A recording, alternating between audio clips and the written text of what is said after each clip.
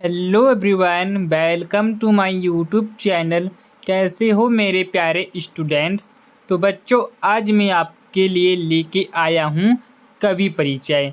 किसका बच्चों? सूरदास जी का।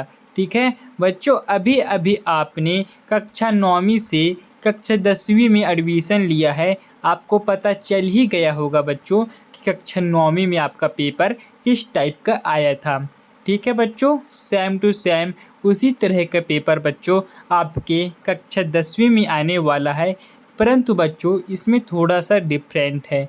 कक्षा 10वीं बच्चों आपका बोर्ड पेपर होता है और बच्चों बोर्ड पेपर में बच्चों आपके प्रश्न सभी जो कि बच्चों आपके अर्धवार्षिक, त्रिमासिक, छमाही जितने पेपर होते हैं बच्चों, वो गिने चुने ही प्रश्न आपके वार्षिक पेपर में बच्चों बोर्ड द्वारा बनाया जाता है। ठीक है, उससे पहले भी बच्चों आपको सिंपल पेपर, मॉडल पेपर, परीक्षा दिन, परीक्षा वो दिन, सारे इनमें से आपको बहुत सारे प्रश्न देखने को मिल जाएगा। और आपको खुद ही पता चल जाता है बच्चों कि ये प्रश्न हमसे बार बार पूछा जा रहा है, ये प्रश्न पेपर में आने वाला है। जो कि आपके हिंदी क्षैतिज में बच्चों जो कि पहला चैप्टर है, उद्धव तुम हो अति बड़भागी, इसमें से बच्चों इसके रचयिता कौन है? सूरदास जी है। तो बच्चों हम आपको सूरदास जी का जीवन परिचय हम आपको बताने वाले हैं। जैसे कि बच्चों बोर्ड पेपर में लिखा जाता है ना, उसी तरह का बच्चों हम आपको इसमें जीवन परिचय बताएंगे। ना कि जन्म बताएंगे, मृत्यु बताएंगे, गांव का नाम बताएंगे, माता पिता का नाम बताएंगे, कितने पढ़े हैं, क्या किए हैं, कहाँ रहते थे, कौन से क्लास में हैं, कहाँ, सब कुछ भी पेपर में नहीं पूछा जाता बच्चों। ठीक है, यानी कि 2-4 साल पिछले पेपर में सब पूछा जाता था, लेकिन जब से बच्चों आपकी बुक एनसीईआरटी हुई है तब से बच्चों ये कुछ भी पेपर में नहीं आता है। ठीक है, जीवन परिचय की बात मैं कर रहा हूँ आपसे। तो बच्चों आपके जीवन परिचय में क्या पूछा जाता है बच्चों, यहाँ पे आप देख लो, यहाँ पे सेम टू सेम बच्चों आपको इसी टाइप के प्रश्न बच्चों आपको एक त्रैमासिक पेपर में ही देखने को आपको मिल जाएगा। ज़्यादा दूर की बात नहीं कर रहा मैं, सितंबर में आपका त्रैमासिक पेपर चालू हो जाता है। ठीक है, अगस्त के लास्ट सप्ताह में या सितंबर के पहले सप्ताह से आपका पेपर चालू हो जाता है त्रैमासिक पेपर में ही बच्चों आपको ये देखने को मिल जाएगा। प्रश्न बच्चों आपका इस टाइप का बनेगा पेपर में, सूरदास जी का जीवन परिचय निम्न बिंदुओं के आधार पर आपको लिखना है। ठीक है, आपको 3 पॉइंट नीचे दे दिए जाएंगे हाइटलाइन से। 2 रचनाएं बताना है आपको, भाव पक्ष और कला पक्ष बताना है। ठीक है, और इस साहित्य में स्थान बताना है। ठीक है बच्चों, यहाँ तक आपको क्लियर हो गया है। एक कवि परिचय है और लेखक परिचय बच्चों अलग होता है। ठीक है, कवि परिचय में बच्चों यहाँ पे आपको भाव पक्ष, कला पक्ष पूछा जाता है। ठीक है, और बच्चों आपको लेखक परिचय में बच्चों यहाँ पे आपको भाव पक्ष, कला पक्ष की जगह बच्चों आपको भाषा शैली पूछा जाता है। मात्र इतना ही डिफरेंट होता है कवि परिचय में और लेखक परिचय में जीवन परिचय लिखते समय। ठीक है, तो चलिए बच्चों बिना देर किए हम वीडियो में आगे बढ़ते हैं। और बच्चों अभी तक आपने हमारे यूट्यूब चैनल वरुण बंजारा 555 को सब्सक्राइब करके बेल आइकन की घंटी को आप ऑल पर सिलेक्ट नहीं किए हो तो कर लेना बच्चों। ठीक है, चलिए बच्चों अब हम देखते हैं सूरदास जी की 2 रचनाएं कौन कौन से हैं जो महत्वपूर्ण हैं। ठीक है, तो बच्चों आपको सबसे पहले तो लिख देना है, आपकी कॉपी में लिखना भी तो आप फेयर कॉपी में लिखोगे। ठीक है बच्चों, मुझे पता है।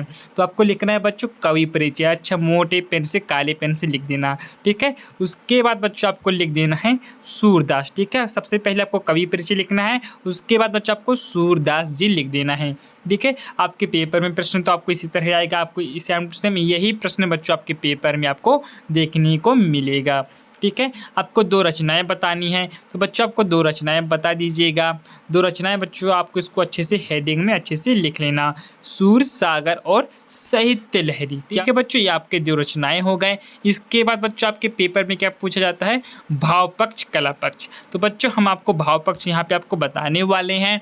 बच्चों आप वीडियो को पूरा शुरू से लेकर अंत तक जरूर देखना, तभी बच्चों आपको कुछ समझ में आएगा। ठीक है, आपको समझना ज़्यादा ज़रूरी है बच्चों। ठीक है, आपका 10वीं है, अब अभी से वीडियो देखने की आदत बना लीजिएगा, पढ़ने की। धीरे धीरे बच्चों आपका अगस्त जुलाई ख़त्म होते होते तक में आपको अच्छे से समझ में आने लगेगा।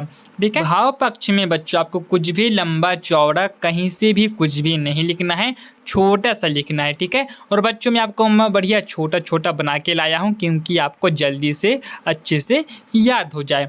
तो बच्चों यहाँ पे आपको भाव पक्ष में आप लिख दीजिएगा सूरदास कृष्ण भक्त थे। कौन थे बच्चों? सूरदास कृष्ण भक्त थे। कौन? सूरदास जी। काव्य ही उनका भगवत भजन था, ठीक है।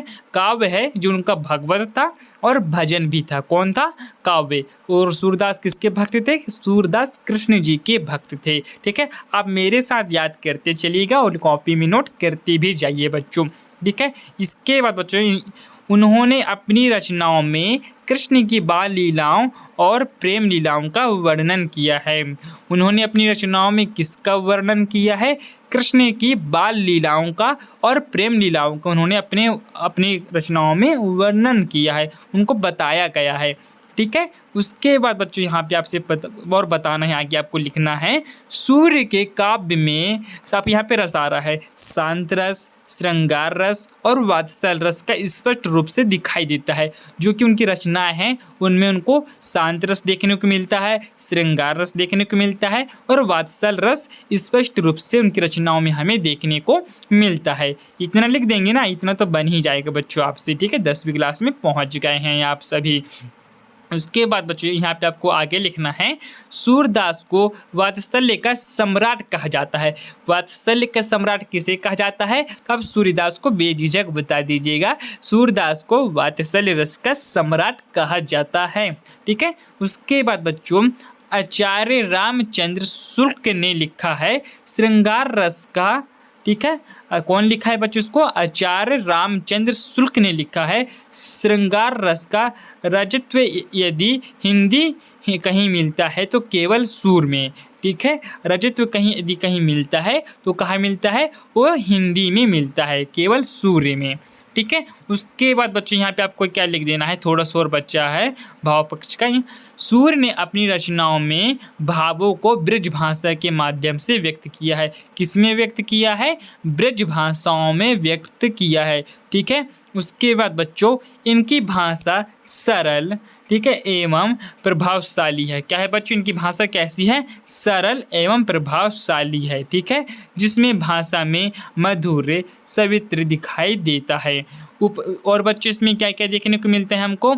उपमा, रूपक और प्रत्यक्ष अलंकारों का प्रयोग उन्होंने प्रचार मात्रा में ही किया है, ठीक है। बच्चे रहा आपका क्या? भाषा भाव पक्ष, ठीक है। भाव पक्ष में बच्चों आपको इतना ही पूरा लिख देना है साफ सुथरे में, ठीक है। उसके बाद बच्चों यहाँ पे आपको बता देना है क्या? साहित्य में स्थान, ठीक है। क्या बताना है बच्चों? साहित्य में स्थान बताना है।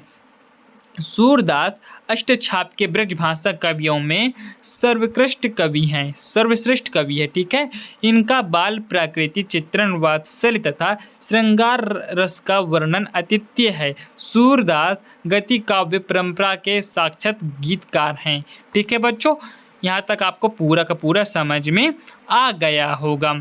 उसके बाद बच्चों आपका साहित्य में स्थान भी आपका पूरा का पूरा कंप्लीट हो ही गया। बच्चों यहाँ पे कुछ इंपॉर्टेंट नोट लिखा हुआ है बच्चों। ये वाला प्रश्न आपके त्रैमासिक, अर्धवार्षिक, प्री बोर्ड और वार्षिक परीक्षा में या प्रश्न पेपर में 100% आता है और ये प्रश्न पेपर में 3 नंबर का आता है, ठीक है बच्चों।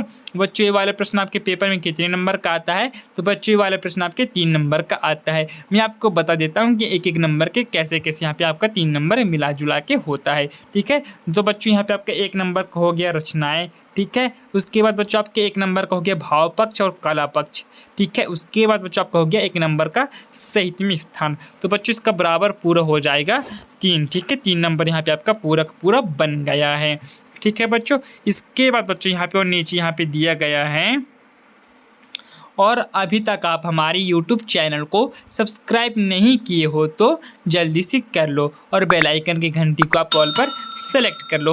और बच्चों आप पूछेंगे कि सर आप हर वीडियो में हमसे सब्सक्राइब करने के लिए और बेल आइकन की घंटी को ऑल पर सेलेक्ट करने के लिए क्यों कहते हैं, इससे होता क्या है, ठीक है, आपको पैसे मिलता है, हम नहीं करेंगे। तो बच्चों मैं आपको बता देता हूँ, इससे कुछ भी नहीं होता, इसमें हमारा 1% फ़ायदा नहीं है, इसमें आपका ही पूरा का पूरा फ़ायदा है।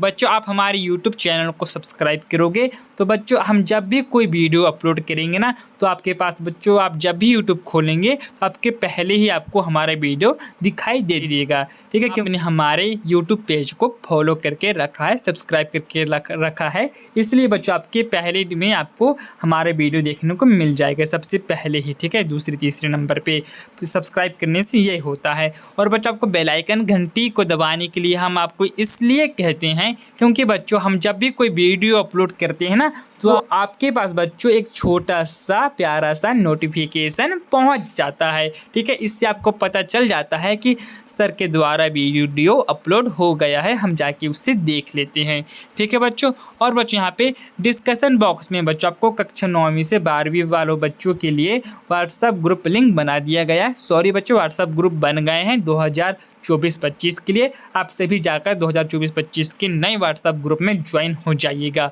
ठीक है। और बच्चों आपको जितने भी PDF लेने ना, आगे से जितने भी वीडियो आएंगे हमारे, उन सब का PDF बच्चों हम आपको व्हाट्सएप पे और टेलीग्राम चैनल पे दे देंगे। टेलीग्राम चैनल का लिंक और व्हाट्सएप ग्रुप का लिंक आपको डिस्कशन बॉक्स में देखने को मिल जाएगा, आप जाकर बच्चों आप उसे जाकर अच्छे से जाकर ज्वाइन कर लीजिएगा, ठीक है। और बच्चों आप बताइएगा हमारे वीडियो कैसे बना है। बच्चों हमारा पहला वीडियो है, तो बच्चों आप छोटा सा कमेंट करना ना भूलिएगा।